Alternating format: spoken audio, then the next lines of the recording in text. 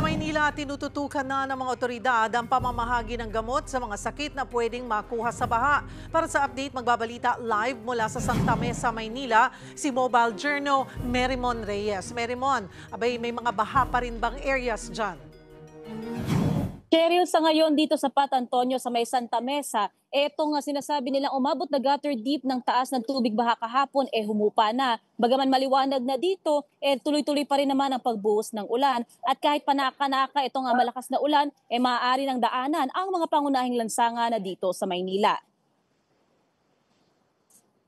Possible na ang Recto Benavides, kahabaan ng Espanya Boulevard, pati Rizal Avenue Fogoso. Gutter deep pa ang taas ng tubig baha bandang Taft UN Avenue at Calao Taft pero kakayanin na ng light vehicles.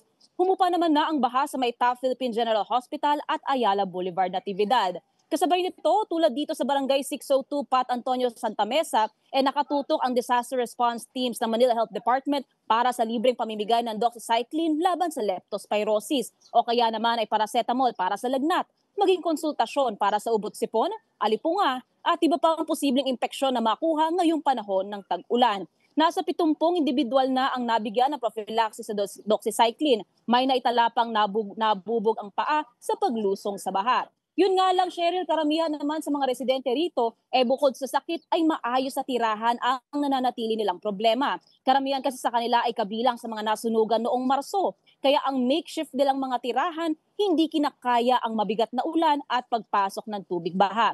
Bagaman nagsiuwian na ang 178 na pamilya mula doon sa Don Bosco Elementary School na nagsilbing evacuation center, ikinababahala nila ang susunod pang bagyo.